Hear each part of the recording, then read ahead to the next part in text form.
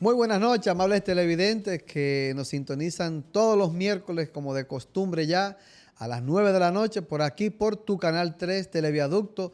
Nosotros en el programa Camaradas, a través de la plataforma de Duo Medio, dándole la bienvenida a todos ustedes en la noche de hoy. Así que también como a mi colega, camarada Gabriel Rodríguez. Buenas noches, Gabriel. Encantado, doctor Rivas. Saludos, amigos televidentes. Un placer acompañarles en esta nueva entrega de nuestro programa conversatorio con todos ustedes. Así es, Gabriel. A todos ustedes que hoy miércoles, como diría nuestro compañero Balbuena, que está un poquito convaleciente de salud, tuvo una situación, pero todo breve, todo leve, vamos a decirlo así. Por eso no está acá con nosotros hoy. Pero, como él diría, estamos en la mitad de la semana, en el ombligo de la semana, hoy miércoles. Y hoy, Gabriel, con tantos temas que tenemos, hay un tema que realmente es el que se ha mantenido debatiendo en esta semana, el tema que ha causado mucha tela de qué cortar, mucho revuelto, sobre todo en lo que es la sociedad dominicana, la clase política, tanto al oficialismo, pero sobre todo a la oposición, porque realmente los temas que puedan generar, vamos a decir así, ciertas conductas o formas de actuar del oficialismo, lógicamente que la oposición va a ser piñata con ese tipo de temas, sin importar y sin pensar realmente en lo que impactaría socialmente o políticamente hacia lo que es el pueblo dominicano. Esa es una de las cosas que esta oposición que hoy día existe, sobre todo, dígase, de los dos partidos mayoritarios que se encuentran en la parte opositora, el rol de la oposición es un rol bueno, es un rol crítico que realmente mantiene, vamos a decir, a un accionar coherente a lo que es el oficialismo, al partido de gobierno. Pero más sin embargo, ese tipo de oposición, para que tenga un carácter político serio y responsable, debe tener lo que son razones y justificaciones, no a manera de caprichos, sino a manera de hechos y realidades que realmente puedan impactar a favor o en contra de lo que se hable en ese momento o del tema que se hace al pueblo dominicano. Entonces, ahora hago esta breve introducción porque el tema que está dando de qué hablar mucho hoy día en el país es el tema de la reforma fiscal, que casualmente, Gabriel, hace ya como un tema, unos mes y medio, 2 meses, hablamos, estuvo por aquí el compañero Francisco Tavares, que es un economista egresado y docente de la UAS, que nos habló bastante sobre lo que se iba a vaticinar, vamos a decir así, una introducción de esa reforma fiscal, y que nosotros mismos hablábamos de que debe existir una reforma integral y que realmente la reforma fiscal es un tema que sí o sí, sea quien sea el gobierno que estuviese, debe ir y debe hacerse.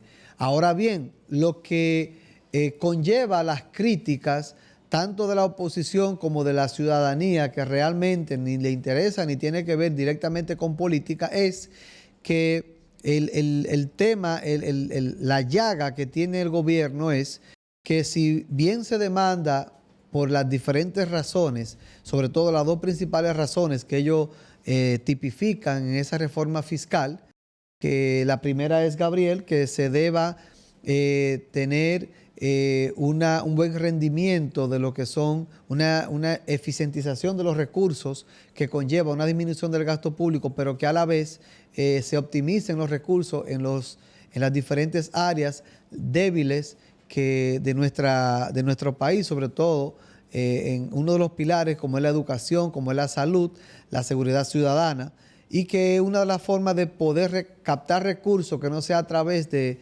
endeudamientos es a través de una reforma fiscal. Y lo otro es garantizar de que esos recursos se usen eficientemente y a la vez haya una disminución del gasto público que es ahí donde la ciudadanía y la propia oposición se afinca y se apoya en que el gobierno no ha sido lo bastantemente austero para hablar de una reforma fiscal sin que afecte, vamos a decir así, los intereses y los bolsillos de la ciudadanía. Pero hay un tema, Gabriel, que quiero que lo hablemos y lo dialoguemos, que es que la reforma fiscal, no hay una reforma fiscal perfecta en ningún sitio, no la hay. ¿Por qué? Porque las reformas fiscales, cuando ocurren, siempre va a haber en una población, en un universo determinado, siempre va a haber laceraciones de intereses. Y esas laceraciones de intereses, sobre todo, el peso mayor, como siempre ha sido en otras reformas, es que cae sobre la clase media, media alta y media baja, ¿verdad? Clase media, que es la que se ve más afectada porque es la clase más fiscalizada, es la clase que más trabaja en el sentido de que aporta a lo que es el fisco, porque la clase baja realmente no está regularizada y esa clase baja es la que en vez de aportar es la que más le demanda al gobierno, a los estados, a través de los diferentes programas, como aquí, que yo mismo he criticado, que no lo veo de una manera muy sana, como gobiernos anteriores y el propio gobierno le ha dado seguimiento a los programas de personas vulnerables, porque si bien es cierto que es necesario para específicamente beneficiar a esa población vulnerable, no menos cierto es que lamentablemente esos diferentes programas de ayuda, de subsidio que da el Estado, realmente han sido utilizados de mala manera entre compañeritos partidarios, no solamente de este gobierno, sino de los diferentes gobiernos anteriores, porque se supone que cuando existe un subsidio o una ayuda por parte del Estado a esa población vulnerable, es porque esa población solo se sustenta de esa ayuda. Más sin embargo, sabemos de que inclusive de lo que yo sé del seguro subsidiado de SENASA, hay personas que tienen el seguro subsidiado de SENASA y están pagando un seguro privado, lo que no debería ser, porque cuando existe el MAX, el cruce, a través de lo que es la misma tesorería o la superintendencia de salud, no debería una persona que se supone que tiene un seguro subsidiado, no debería estar cotizando un seguro privado, porque entonces no es una persona vulnerable. Es una persona pudiente que puede pagar un seguro privado. Entonces, esa parte que le subsidian a través del seguro SENASA subsidiado viene siendo una carga directa hacia lo que es el Estado, de lo que ese paciente que tiene un seguro privado y también tiene un seguro subsidiado, pues se está beneficiando de dos partidas. Además, una que la paga y la otra que se la da al Estado. Pero fíjense que muchas personas se quedan, inclusive yo tuve un empleado una vez que no quería que yo lo metiera a la TCS, porque quería quedarse con el subsidiado para poder seguir adquiriendo las diferentes ayudas que le da el gobierno, como ahora se llama el Supérate y otros tipos de ayudas que hay. Entonces, el Bono Gas, Bono Luz, etcétera. Entonces, fíjense que, amables televidentes, que este tema de la reforma fiscal es un tema que va a afectar a las personas que realmente no estaban acostumbradas o no tenían por costumbre cotizar o más bien tributar. Es decir, ahí vemos vamos a hablar ahora, Gabriel, pero una de las cosas que así someramente que vemos ahí de las quejas es que van a poner a pagar a una persona que cobre 200,000 pesos mensuales. Entonces yo me pregunto, ¿qué cantidad de personas tienen un sueldo de 200,000 pesos mensuales? Según la reforma y la tabla que ellos estaban hablando del trabajo, alrededor de un 1%, 2% de las personas de este país pueden ganar ese precio. Pero más sin embargo lo ganan, pero nunca tributaban, no pagaban impuestos directos. Ahora lo van a poner a pagar, el que cobre 200,000 pesos más va a pagar de manera directa, lo van a tributar. Entonces, el que nunca pagaba impuestos con ese sueldo, que es un sueldo bueno, no importa por su preparación, por su profesionalismo, por su conocimiento, por lo que sea, pero es un sueldo bueno. 200,000 pesos mensual es un sueldo bueno. Entonces, usted se lo ganaba y no pagaba impuestos. Ahora lo van a poner a pagar impuestos. Como también el que tenga un sueldo por encima de 57.400, no recuerdo bien la cifra exacta, tiene que hacer una declaración jurada. Asimismo también, como lo veo muy bien, el tema de que las bebidas alcohólicas azucaradas le van a subir un impuesto de acuerdo a la cantidad de mililitros y la concentración de alcohol que tiene. Asimismo como el cigarrillo. Es más, yo me sumo, deberían ponérselo a todas las bebidas azucaradas, como son los refrescos y todas esas cosas, porque al final, ¿qué es lo que buscan? No solo está inventando el gobierno, yo se lo estoy diciendo porque con conocimiento de causa son objetivos que establece la OMS, Organización Mundial de la Salud, donde los alimentos que son desfavorables para la alimentación de un pueblo deben cargársele tributo, vamos a decir, cargársele impuestos para que, como vienen siendo lujos, porque el alcohol, el cigarrillo, esos son consumo de lujo para una población, no son necesidades.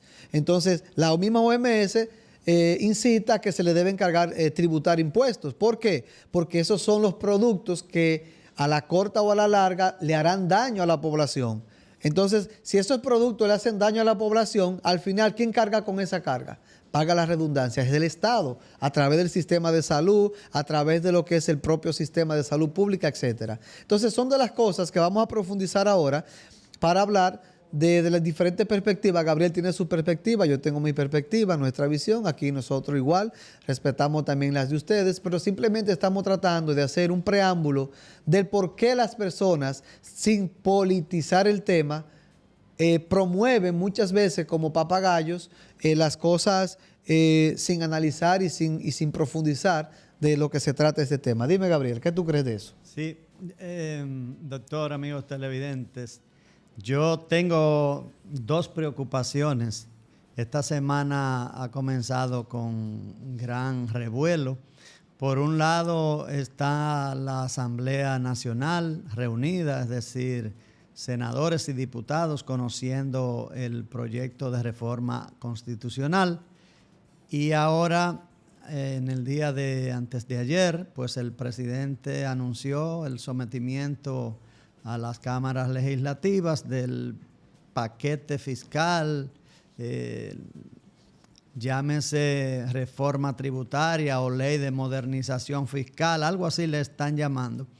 Lo cierto es que son dos temas que agobian a la opinión pública y yo no sé en qué momento será conocida esta propuesta de reforma fiscal, como podemos llamarle, porque el Congreso está reunido en Cámara, en la Asamblea Nacional, conociendo la reforma constitucional. Son dos temas sumamente importantes para el devenir, para nuestro futuro como nación. Quizás muchos pueden soslayar, restarle importancia al asunto constitucional, pero es un tema muy importante porque incluso por ahí andan algunos comentarios que hay propuestas hasta que tienen que ver con el cambio en cuanto a la nacionalidad dominicana, cosas que ya en constituciones anteriores estaban, entendemos, definidas. Pero lo cierto es que lo que más quizás preocupa a la gente es el aspecto este de que tiene que ver con los impuestos en la llamada reforma fiscal. De hecho, amigos televidentes, doctor Rivas, una de las cosas que se debe perseguir en una reforma fiscal integral, seria, progresista, es limitar constitucionalmente el tope de la deuda, que eso existe en muchos países. Yo creo que aquí no se va a hablar nada de eso. Probablemente la clase política gobernante, la que nos ha gobernado, la que nos gobierna y la que tiene las mayores probabilidades de seguir gobernando, no le interesa que se le ponga un límite constitucional al endeudamiento público. Ese es un tema que preocupante, tal vez nunca casi se enfoca de una manera política, inmediatista. Para algunos gobiernos es bueno en un momento, para la oposición es malo, pero cuando se cambia de roles, pues cambian también los pareceres. Lo que sí, señores, que realmente no nos parece que hay integralidad en la propuesta de reforma fiscal que se está sometiendo. Hay variaciones, hay algunos rasgos que la distinguen de otras reformas o de otras modificaciones impositivas anteriores, pero creo que en el fondo en sustancia no hay tanta diferenciación. Lo primero que debemos advertir, señalar sobre la necesidad de una reforma fiscal es que el Estado debe jugar un rol importante. Ya lo ha dicho el doctor Rivas hace un ratito. El Estado debe ganarse la credibilidad, la confianza de todos los sectores antes de proponer modificación al régimen tributario.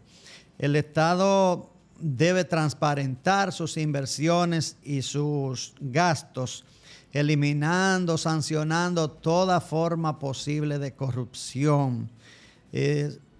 Debe colaborar el Estado también con la eliminación de los sueldos de lujo, con la repetición de instituciones.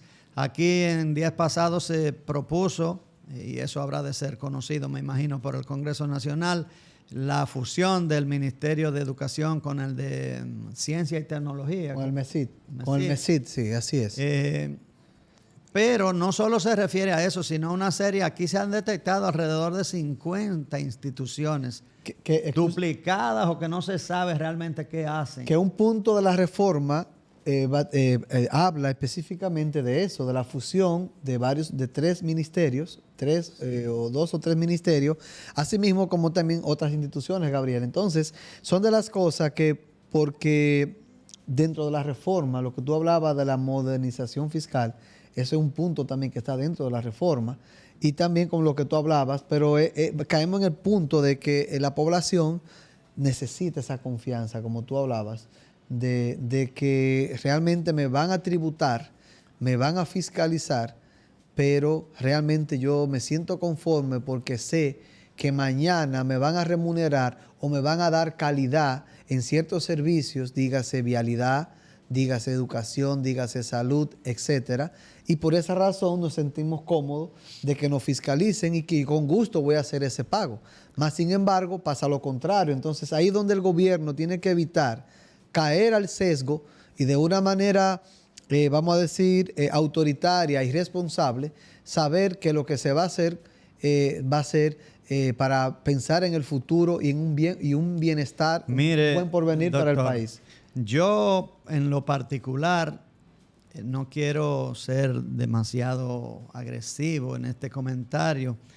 No, pero usted tiene derecho. Al extremo. Usted tiene derecho. Pero pienso que con uno o dos planteamientos que sí se ha dicho, y lo voy a mencionar en un momentito, el gobierno no ha generado esa confianza que debe generar en la población, en los sectores productivos, en los sectores empresariales. Ya nos hemos referido a la disminución en el gasto público, la eficientización, eliminar sueldos de lujos, eliminar toda forma de corrupción como los llamados barrilitos, cofrecitos y esto. El único aspecto que hemos visto que el gobierno se ha referido es en cuanto a la eliminación de impuestos para la importación de vehículos por parte de los legisladores. Y yo de verdad que no tengo gran expectativa en eso porque los legisladores han sido maestros legislando para su propio provecho. Eso de las exoneraciones, sabemos que comenzó inicialmente como un aporte justo que se entendía que debía dársele a los legisladores para que adquirieran un carro, un vehículo utilitario que les permitiera transportarse a Santo Domingo en los días de sesiones. Pero eso se convirtió después en una estafa para el Estado, avalado, aprobado en los propios presupuestos anuales, donde prácticamente los legisladores no tienen muchos controles en esto.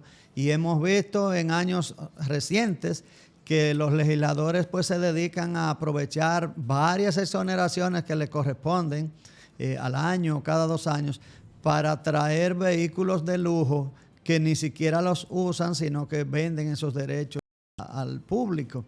Entonces, en ese sentido, pienso que el Estado no está dando un buen ejemplo para ganarse la confianza de todos los sectores de la población, llámense los trabajadores, llámense los comerciantes, los profesionales, los industriales, que de una u otra manera todos pagamos impuestos. Entonces, no veo esa generación de confianza. Los salarios de lujo siguen, los nombramientos, las nominillas en diferentes instituciones. Es decir, que no sé, esa parte que es fundamental, el Estado no nos la está garantizando. Y nosotros quisiéramos ver un sacrificio mayor, una respuesta más efectiva del Estado. Porque a todas luces, prácticamente se trata de lo mismo. Impuestos indirectos al consumo que sobrecaen sobre las poblaciones más vulnerables, clase media, clase baja. Aquí no se está hablando de impuestos progresivos al consumo, ni a las grandes ganancias, ni a los capitales excesivos. Es decir, prácticamente es lo mismo. Entonces nosotros no vemos esa confianza ni esa utilidad de muchas de esas medidas. Ciertamente es verdad que el Estado necesita más recursos, pero yo veo que el Estado no nos está dando la confianza, la seguridad a la población de que tampoco con esos recursos se vayan a hacer gran cosa. Se habla de invertir, como siempre, en obras de bien común, pero caramba, si seguimos con las mismas estructuras corruptas, sabemos que esos impuestos que se piensan cobrar o que se cobrarían de más van a ir al mismo saco, al mismo barril sin fondo que lo que está ocurriendo actualmente. El Estado no está teniendo los controles sobre el gasto público, sobre muchos gastos que tienen distintos funcionarios, como hemos dicho, instituciones, los mismos legisladores. O sea, yo pongo muy en entredicho la utilidad de estas reformas, porque si bien es cierto, van a producir un dinero adicional al Estado, pero prácticamente no va a surtir el efecto que pudiera necesitarse, porque son las mismas clases que estarían pagando. Y se habla de una retribución de ayudas sociales y eso, que variarían, que aumentarían, pero eso realmente no creo que vaya a traer gran beneficio a la población. Sería sumirnos en preocupaciones las mismas que hemos tenido, que la clase baja, la clase media, es la que soporta la mayoría de los impuestos. Miren, el ITEVIS, que se habla de rebajarlo o de eliminarlo en alguno que otro alimento, arroz, aceite, pero la mayoría de las cosas seguirán. Entonces, ricos y pobres pagamos todos esos impuestos indirectos, pero necesitamos que haya una reorientación impositiva dirigida a las grandes ganancias, a los grandes sueldos y, sobre todo, como hemos dicho, que el Estado se ajuste las correas en cuanto al gasto superfluo y a la promoción por diferentes vías que hay de mecanismos de corrupción contra de los beneficios que el Estado pudiera tener. Más adelante vamos a seguir diciendo algunas de las cosas que pudieran considerarse, doctor, como condiciones para una reforma fiscal verdaderamente integral, que no se han tocado a muchas cosas de estas. Fíjate que, mira, Gabriel, uno de los problemas que enfrenta en nuestro país, en la tributación, es la evasión y la elusión. Son dos cosas que, sobre todo la evasión, el trabajador informal, en un 57% que representa la clase laboral, tiene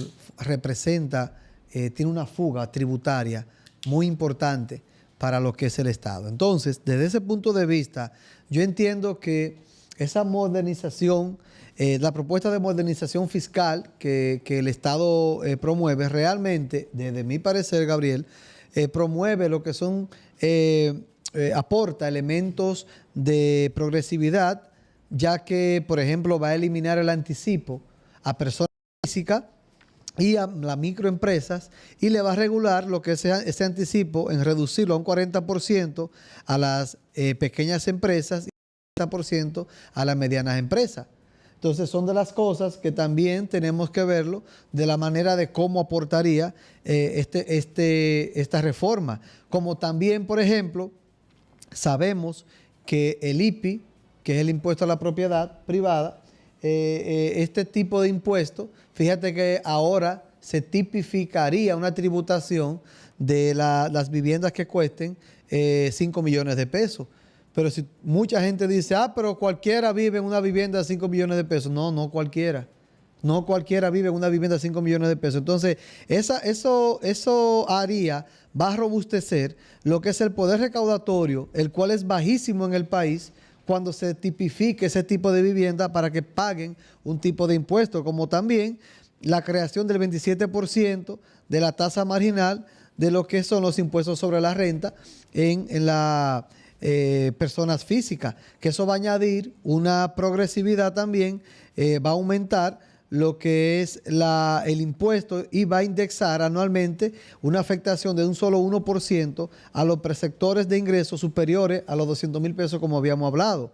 También hay que mencionar que la eliminación de exenciones, Gabriel, ahí vamos ciertos sectores que siempre se han privilegiado, como el turismo, como es la industria textil, en el caso de algunas zonas francas, pero también hay un tema. Ahí debieron incluirse temas como u organizaciones como son los mercados de valores, debieron incluirse las iglesias que manejan muchos fondos.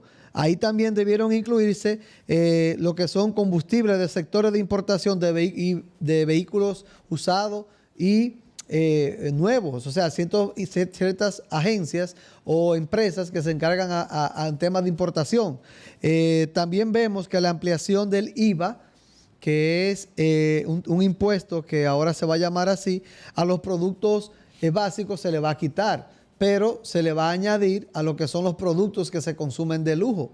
Entre ellos están las bebidas alcohólicas azucaradas y también los otros tipos de productos como son el cigarrillo y otros tipos.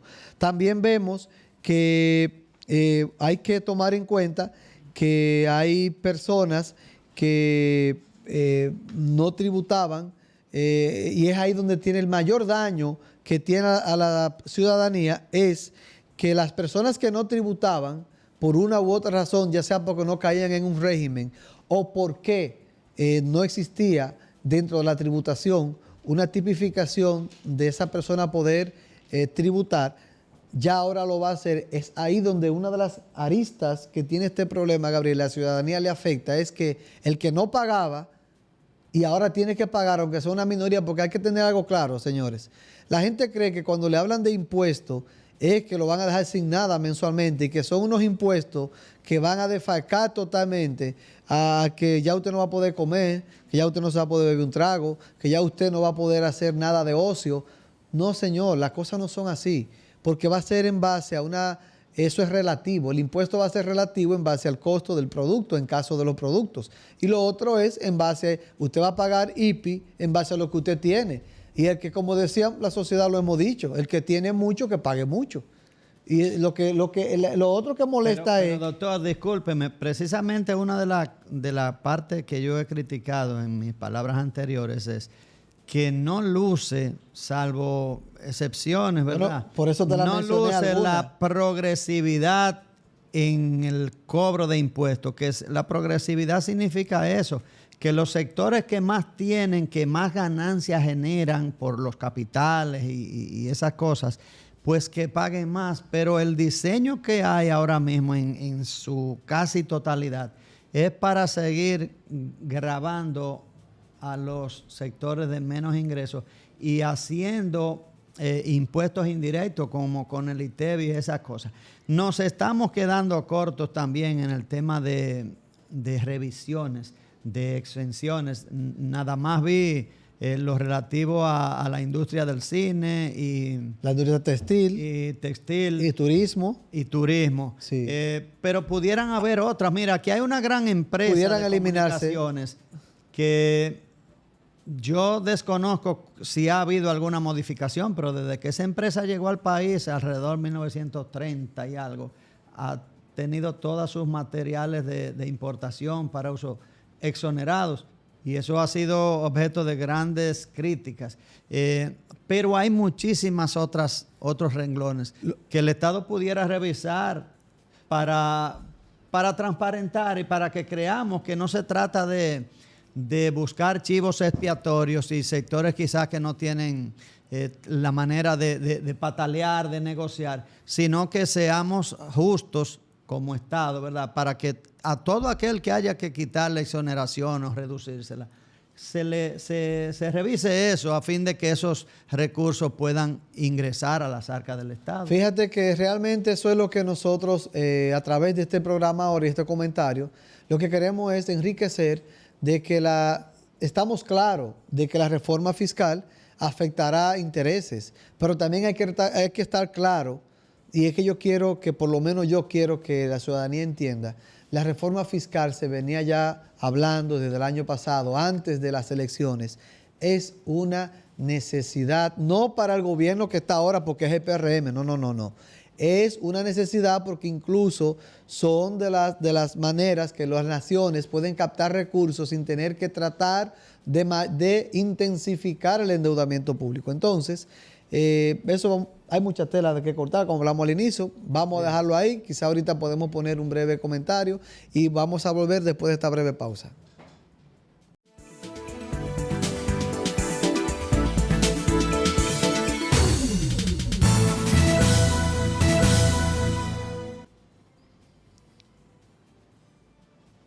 Bien, continuamos amigos con nuestro programa semanal Camaradas y en esta ocasión queremos resaltar el apoyo de nuestros patrocinadores. En primer lugar, como siempre, la Ferretería Ulisito, donde usted encuentra toda la gama de productos para la construcción a los mejores precios y con buenas atenciones del amigo Ulisito y todo el personal de allí.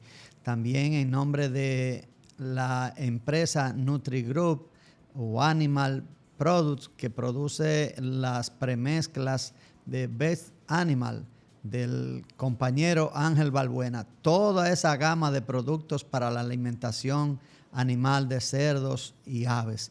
En la carretera de Moca Salcedo, disponibles para todos los que lo necesiten. Y también, y está presente hoy, este programa cuenta con el patrocinio de nuestro compañero, el doctor Gabriel Rivas, médico, y que en estos momentos, en estos tiempos, se desempeña al servicio de todos como regidor en el Ayuntamiento de Moca.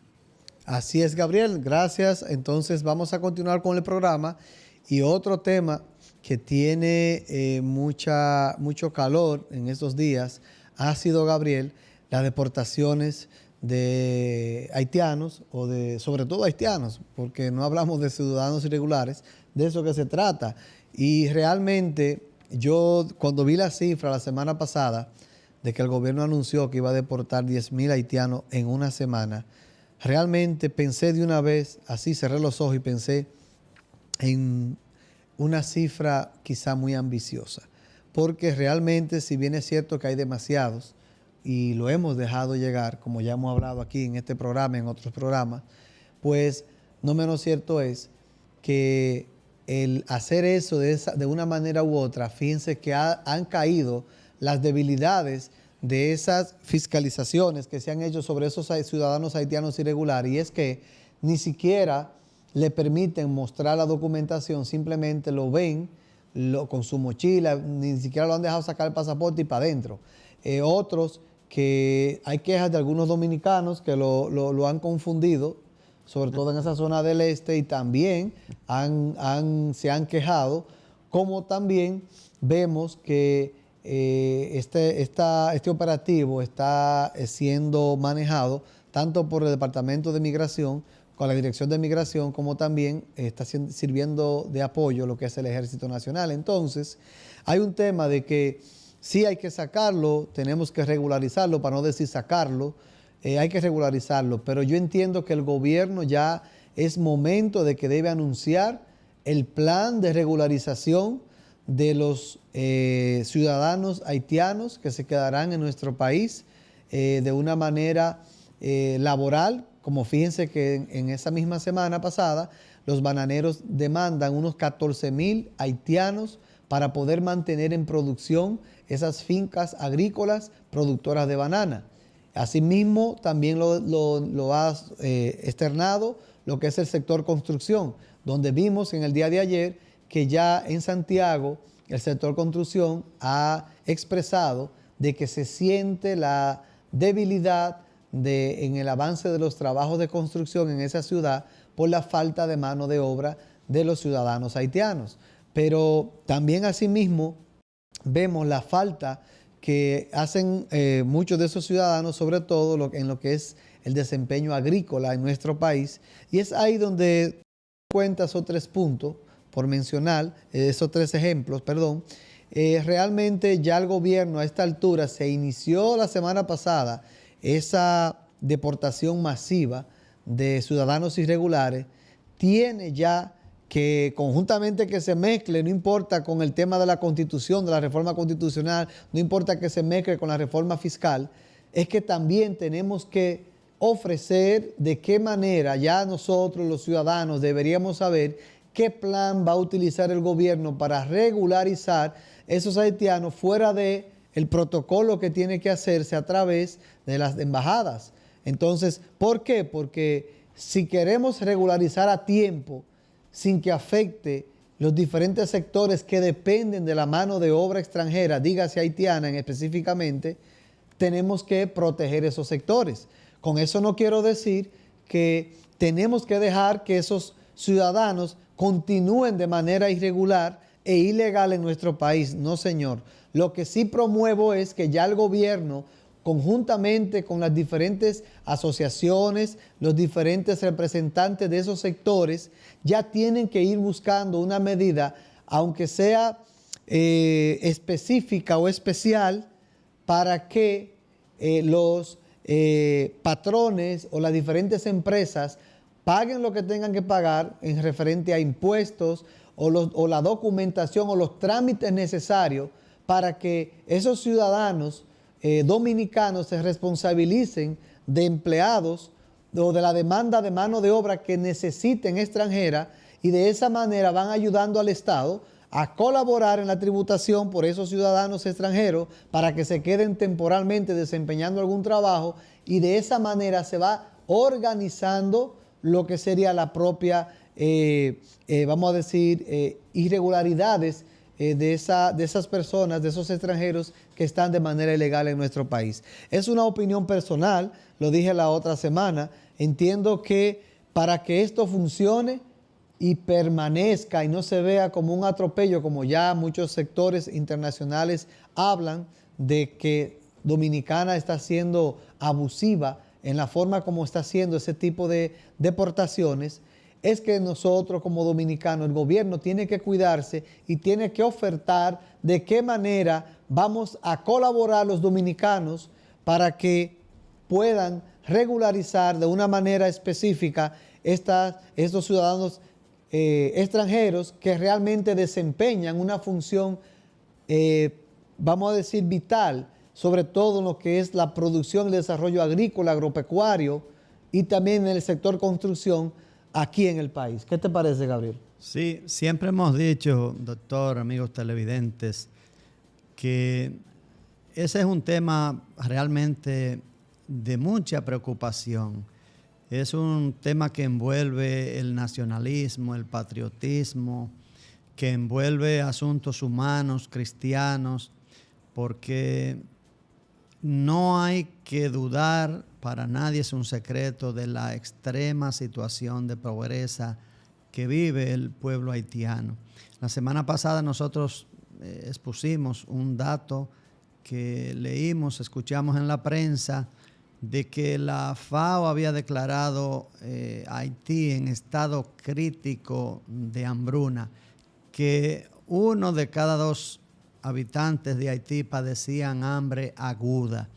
Entonces, siendo así, este es quizás el dato más reciente y alarmante, pero sabemos desde hace muchos años que la situación del hermano país de Haití, de su población vulnerable, que es la gran mayoría, pues no ha sido fácil en el aspecto de proveerse de sus alimentos esenciales.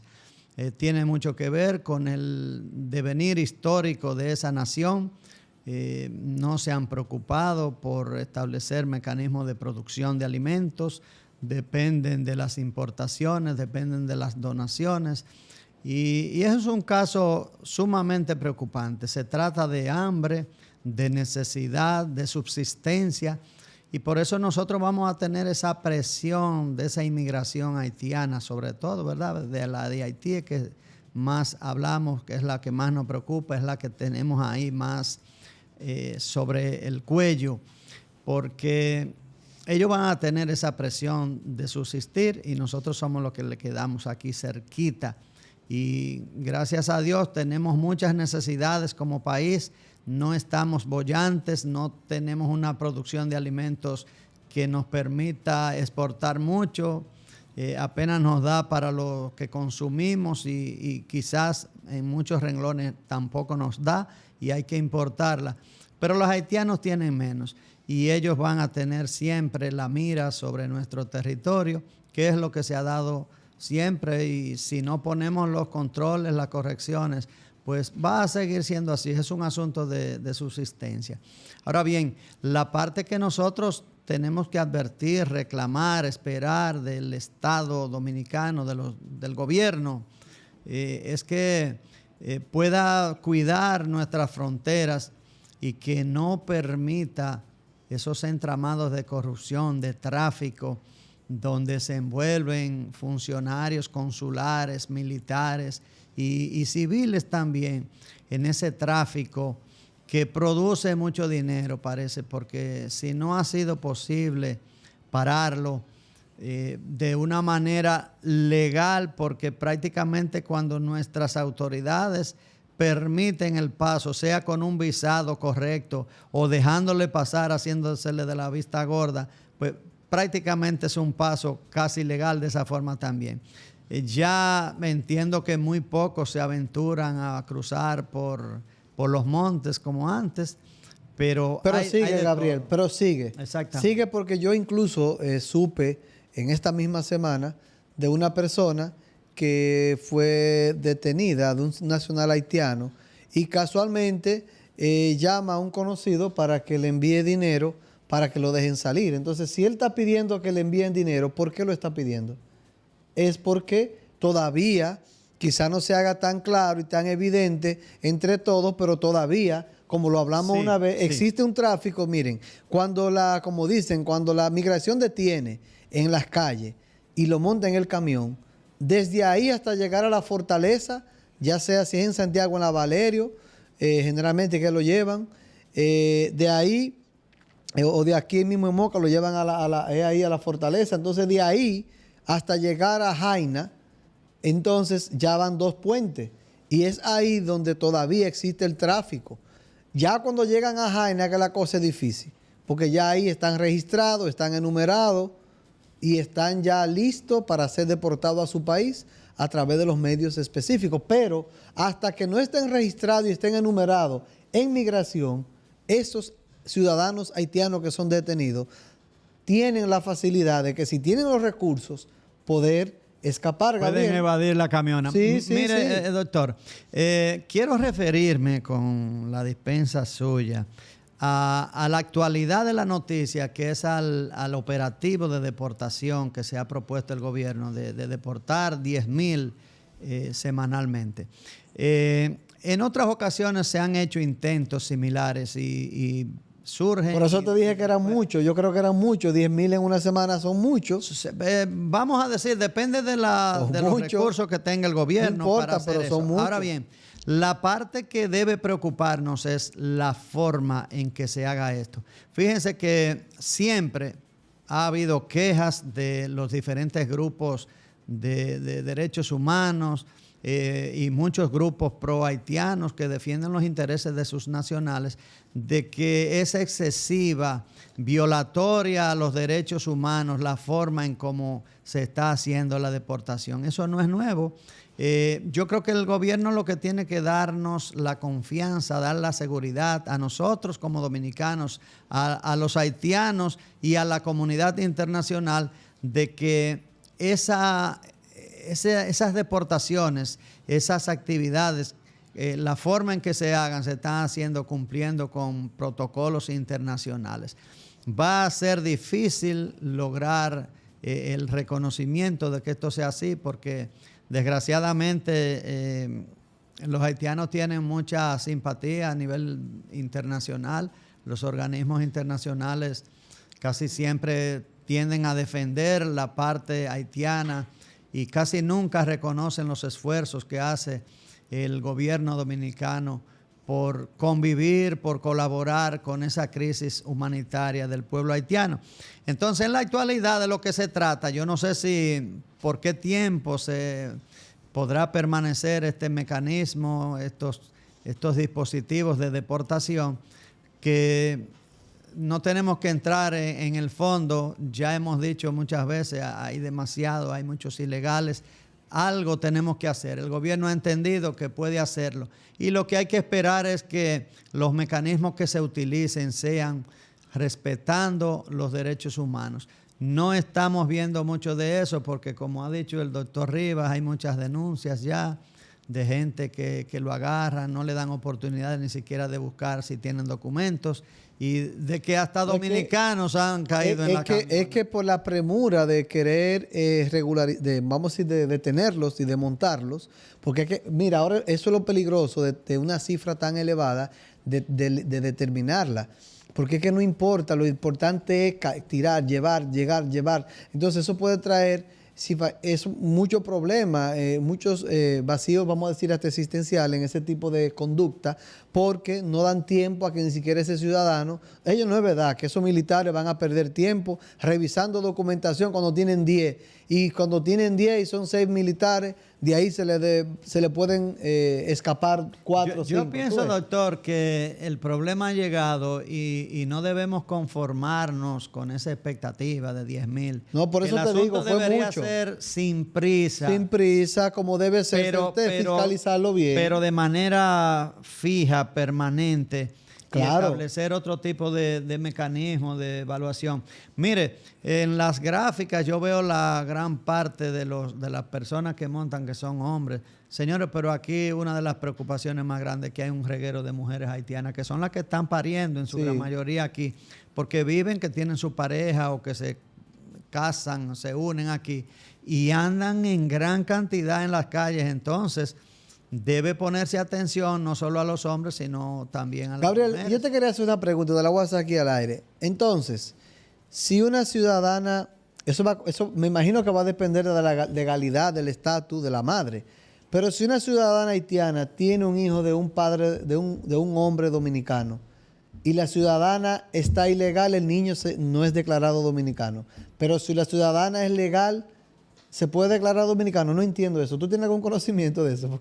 Pero la última parte, tú dices si la ciudadana haitiana da a luz sin documento, da a luz de un padre dominicano, ese niño, ¿qué se hace con el niño hacia aquí?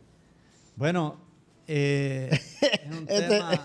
Te la estoy poniendo ahí. Nosotros tenemos porque la Constitución sí sabemos que...